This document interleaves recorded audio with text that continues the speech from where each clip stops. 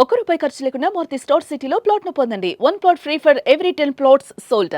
ఉచితంగా ప్లాట్ ను సొంతం చేసుకోండి.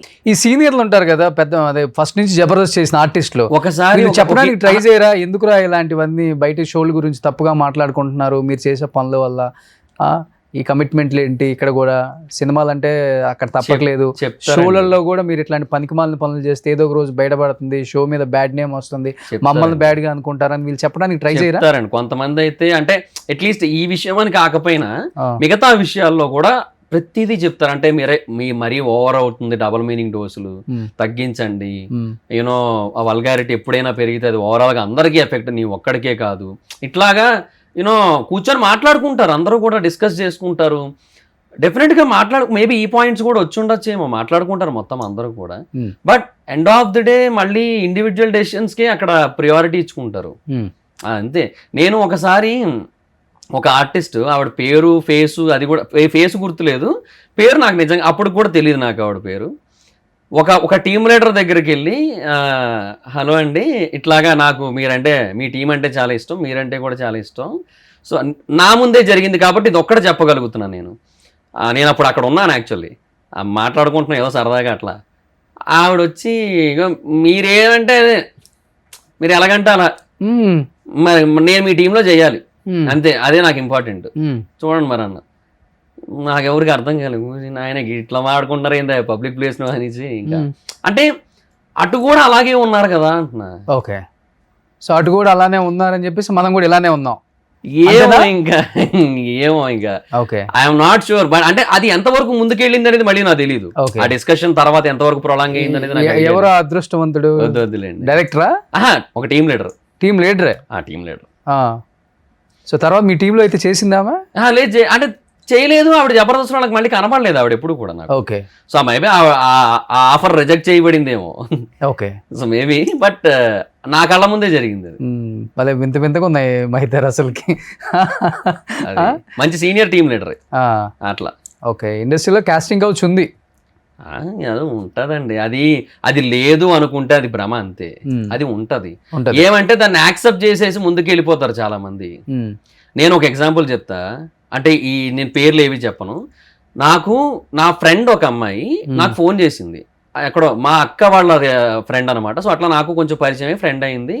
అలాగా తను ఒకసారి నాకు ఫోన్ చేసి, ఇలాగ ఒక అమ్మాయి ఉంది నా ఫ్రెండ్, తనకి ఒక సినిమాలో ఛాన్స్ ఇస్తున్నారంట, దానికోసం నలుగురితో కమిట్మెంట్ అంట ఈ సినిమాకి, తనకి ఓకే, బట్ సినిమాలో ఛాన్స్ జెన్యూనా కాదా, ఆ సినిమాలో మీ జబర్దస్త్కి చెందిన ఒక టాప్ యాక్టర్ సెకండ్ లీడ్ చేస్తున్నారంట, సో ఒక్కసారి అది నిజమా కాదా అని కనుక్కోగలవా అని అడిగింది. ఓకే, సరే ఓకే అని చెప్పి నువ్వు లైన్ లో ఉండు, నేను కాన్ఫరెన్స్ పెట్టేస్తా, ఇప్పుడే చేసేస్తా అని చెప్పి చేశాను.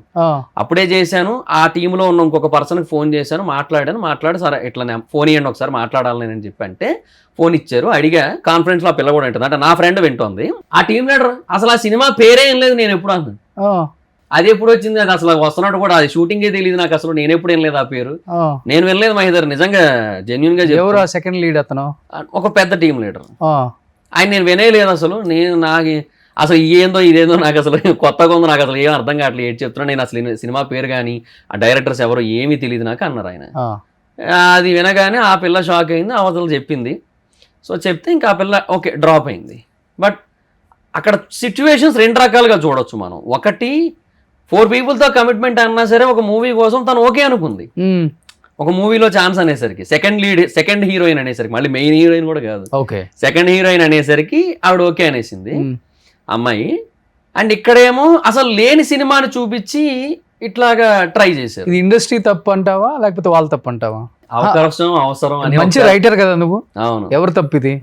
ఏమో నా పర్సనల్ ఫీలింగ్ అయితే ఎక్స్‌ప్లాయిటేషన్ అనేది కరెక్ట్ కాదు. సో ఇండస్ట్రీ ఫీలింగే, ఇండస్ట్రీ తప్పన్న ఫీలింగే ఉంది.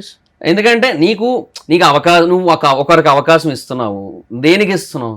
నువ్వు శ్రీలీలని పెట్టుకునే బడ్జెట్ నీకు లేదు, పూజా హెగ్డేని పెట్టుకునే బడ్జెట్ లేదు, సమంతాన్ని పెట్టుకునే బడ్జెట్ లేదు, కాబట్టి ఒక కొత్త హీరోయిన్ పెట్టుకోవాలనుకుంటున్నావు. అది ఇండస్ట్రీలో అది ఎవరి కన్సర్న్స్ వాళ్ళకి, ఎందుకంటే చిన్న బడ్జెట్ సినిమా కాబట్టి. అంతే కదా, పడక సుఖం ఉంటేనే సినిమాలో ఛాన్స్ అంటే ఎంతవరకు అబ్బాయి? అది కరెక్ట్ కాదు.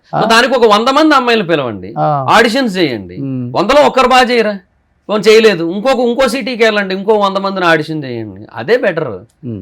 ఏమో ఇదైతే కరెక్ట్ కాదు. ఇప్పుడు మొన్న ఈ అమ్మాయి వచ్చింది ధర్మ వాళ్ళ వైఫ్ గౌతమి చౌదరి, నా ఇంటర్వ్యూ కూడా వచ్చింది, అక్కడే కూర్చుంది. సో ఇండస్ట్రీలో ఇంత దారుణంగా ఉంటుందని నేను ఎక్స్పెక్ట్ చేయలేదు. మా ఆయనకి బిగ్ బాస్లో బయటకు వచ్చిన అందరితో అఫేర్స్ ఉన్నాయి, లేకపోతే కొంతమంది ఇన్ఫ్లుయెన్సర్స్తో, కొంతమంది ఆర్టిస్టులు, ఇంత దారుణంగా ఉంది ఏంటి అని ఆమె కూడా వాపోయింది పాపం. చెప్పాలంటే ఎప్పటికప్పటికి మనం అనుకుంటాం ఈరోజు మనం పతివతలం అన్న ఫీలింగ్ ఉంటుంది ఎవరికైనా, కానీ తప్పు ఏ రోజైనా బయటికి రావాల్సిందే. అంతే. 10 సంవత్సరాలకైనా, 20 సంవత్సరాలకైనా, 30 సంవత్సరాలకైనా పెద్ద పెద్ద హీరోలు కూడా ఫేస్ చేస్తున్నారు పాపం. వాస్తవంగా చెప్పాలంటే ఒక్కొక్క స్టేట్లో ఒక్కొక్క హీరో.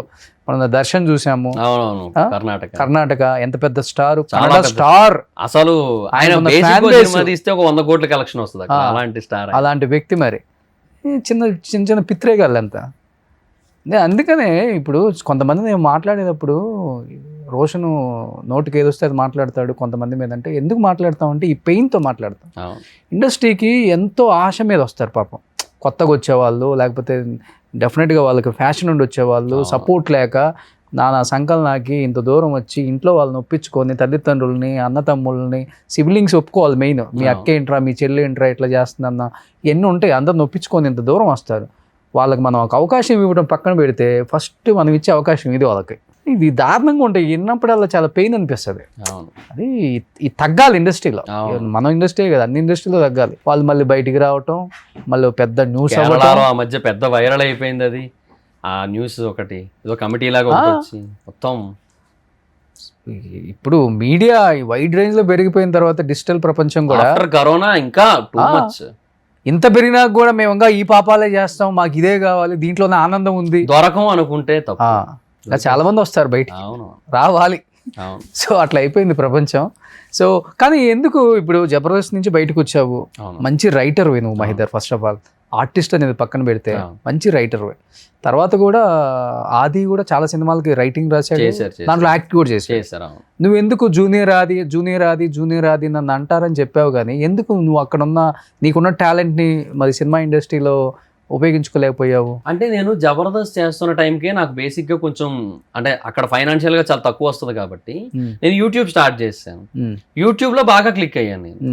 యూట్యూబ్లో బాగా మనీ రావడం మొదలుపెట్టింది. So I'm getting good money from, అంటే ఒక స్టార్ట్ చేసిన ఒక 1 year నుంచే మంచి మనీ రావడం, మంచి ఇన్కమ్ రావడం మొదలుపెట్టింది నాకు. ఓకే. సో ఇంకా ఒకనొక టైంలో ఏమనిపించిందంటే నాకు ఎప్పటి నుంచో మొదటి నుంచి కూడా బిజినెస్ మీదే ఉండేది నా మైండ్.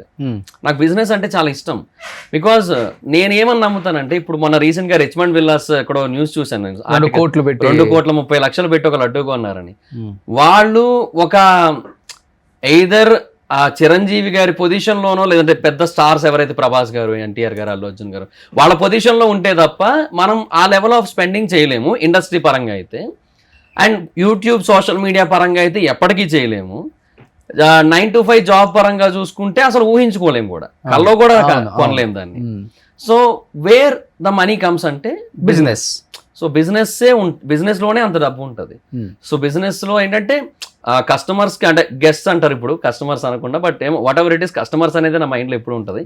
కస్టమర్స్ కి ఏదైతే నీడ్ ఉందో, నెసెసిటీ ఉందో, దాన్ని మనం ఫుల్ఫిల్ చేయగలిగితే విల్ గెట్ మనీ. సో అంతే కదా. సో ఇదే నా మైండ్ లో ఉండి బిజినెస్ మీదే ఇంట్రెస్ట్ ఉండేది ఎప్పటి నుంచో. అందుకని ఇక్కడి నుంచి వెళ్ళిపోయా ప్యాకప్ హైదరాబాద్. ఇంకా ఎలాగో వెళ్ళిపోయాను కాబట్టి ఇంకా హైదరాబాద్ నుంచి కూడా షిఫ్ట్ అయిపోయి వైజాగ్ వెళ్ళిపోయాను. మరి ఇంత రైటింగ్ స్కిల్ అంత చంపేసుకున్నావా?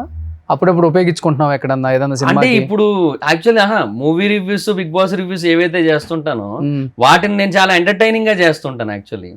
సో ఎందుకు అంటే నాలో ఉన్న ఆ స్కిల్ వల్లే, ఆ రైటింగ్ స్కిల్ వల్ల. ఎందుకంటే ఆల్రెడీ ఆ కామెడీ యాంగిల్, ఆ రైటింగ్ ఏదైతే ఉందో దాని వల్ల నేను చాలా ఎంటర్టైనింగ్ గా చేయగలుగుతుంటా. డైలాగ్స్ ఎప్పటికప్పుడు రాయగలుగుతుంటా, దాంట్లో వచ్చేస్తుంటాయి నాకు ఫ్లోలో, అక్కడ వాడుతుంటా. బట్ బయట అయితే ఎక్కడా లేదు. ఓకే.